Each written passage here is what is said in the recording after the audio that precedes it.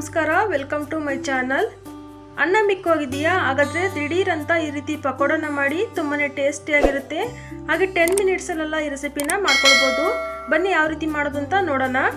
ಮೊದಲಿಗೆ ನಾನಿಲ್ಲಿ 1 ಕಪ್ಪಷ್ಟು ರೈಸ್ನ ತಗೊಂಡಿದ್ದೀನಿ. ಇದನ್ನು ಇವಾಗ ಒಂದು ಮಿಕ್ಸಿ ಜಾರ್ಗೆ ಹಾಕ್ಕೊಳ್ಳೋಣ.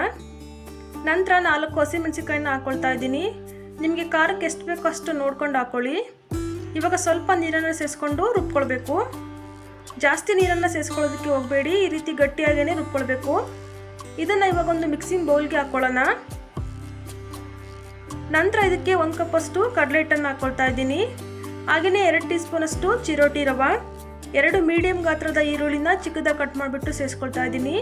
1 ಕ್ಯಾರೆಟನ್ನು ತುರಿದ್ಬಿಟ್ಟು ಹಾಕ್ಕೊಂಡಿದ್ದೀನಿ. ಒಂದು ಅರ್ಧ ಇಂಚಷ್ಟು ಶುಂಠಿನ ತುರಿದ್ಬಿಟ್ಟು ಹಾಕ್ಕೊಳ್ತಾ ಇದ್ದೀನಿ. ಹಾಗೆ 1 ಟೀ ಸ್ಪೂನ್ ಜೀರಿಗೆ, ಸ್ವಲ್ಪ ಕರಿಬೇವು, ಸ್ವಲ್ಪ ಕೊತ್ತಂಬರಿ ಸೊಪ್ಪನ್ನು ಚಿಕ್ಕದಾಗಿ ಕಟ್ ಮಾಡಿಬಿಟ್ಟು ಸೇರಿಸ್ಕೊಳ್ತಾ ಇದ್ದೀನಿ.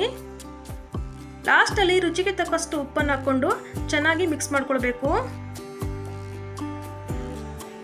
ನೀರನ್ನು ಸೇರಿಸ್ಕೊಳ್ಳೋದಕ್ಕೆ ಹೋಗಬೇಡಿ, ಅದರಲ್ಲಿರುವ ನೀರಿನ ಅಂಶನೇ ಸಾಕಾಗುತ್ತೆ. ಕೆಲವೊಂದು ಸಲ ಅನ್ನ ಉಳಿದಿರುತ್ತೆ ಅಲ್ವಾ, ಅಂಥ ಟೈಮಲ್ಲಿ ಈ ರೀತಿಯಾಗಿ ಮಾಡಿಕೊಡಿ, ಎಲ್ಲರೂ ಖುಷಿಪಟ್ಟು ತಿಂತಾರೆ. ನೋಡಿ, ಈ ರೀತಿ ಸ್ವಲ್ಪ ಗಟ್ಟಿಯಾಗಿಯೇ ಕಲಿಸ್ಕೊಳ್ಬೇಕು. ಇವಾಗ ಎಣ್ಣೆ ಚೆನ್ನಾಗಿ ಬಿಸಿಯಾದ ನಂತರ ಸ್ವಲ್ಪ ಹಿಟ್ಟನ್ನು ತಗೊಂಡು ಈ ರೀತಿ ಪಕೋಡನ ಹಾಕ್ಕೊಳ್ಳಿ.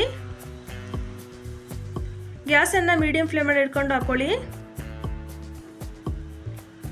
ಹಾಕಿದ ತಕ್ಷಣ ತಿರುಗಿಸೋದಕ್ಕೆ ಹೋಗಬೇಡಿ, ಸ್ವಲ್ಪ ಕಲರ್ ಚೇಂಜ್ ಆದ ನಂತರ ಈ ರೀತಿ ತಿರುಗಿಸ್ಕೊಂಡು 2 ಕಡೆ ಕ್ರಿಸ್ಪ್ ಆಗೋವರೆಗೂ ಚೆನ್ನಾಗಿ ಫ್ರೈ ಮಾಡ್ಕೊಳ್ಳಿ.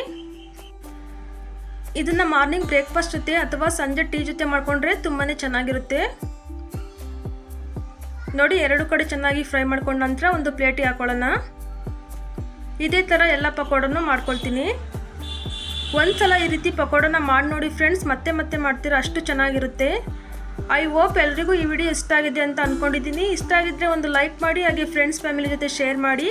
ಮತ್ತಷ್ಟು ಈಸಿ ರೆಸಿಪಿಗಾಗಿ ನಮ್ಮ ಚಾನಲ್ನ ಸಬ್ಸ್ಕ್ರೈಬ್ ಮಾಡ್ಕೊಳ್ಳಿ. Thank you for watching.